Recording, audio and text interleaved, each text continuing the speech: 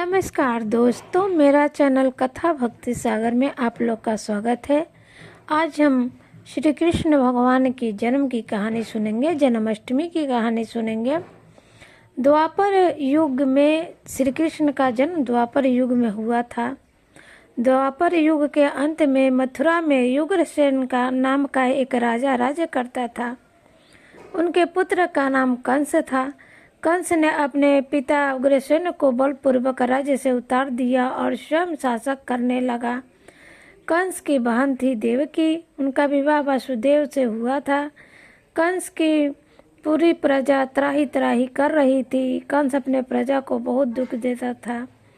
एक दिन अपनी बहन देवकी को ससुराल ले जा रहा था। तभी रास्ते में भविष्यवाणी हुई कि तेरा क्रूरता का अंत करने के लिए तेरी बहन का पुत्र जन्म लेगा। देवकी का 8वां पुत्र तेरा अंत करेगा। यह सुनने के बाद कंस जब वासुदेव को मारने लगा, मृत्यु दंड देने लगा, तब उसकी बहन उसके पैरों में गिर गई और रोने लगी। भैया, आप ऐसा मत कीजिए। मैं अपने जितने भी पुत्र होंगे स्वयं मैं अपने पुत्र को आपको सौंप दूंगी।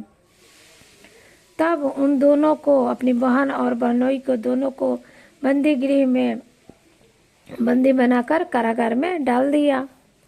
7 बच्चों को जन्म लेने के बाद 7 बच्चे को कंस मार दिया। स्वयं देवकी अपने बच्चे को उसको दे देती थी। उधर वासुदेव के मित्र नंद जी थे। उनको औरत को भी बच्चा होने वाला था। एक ही दिन देवकी ने और यशोदा ने पुत्र को जन्म दिया।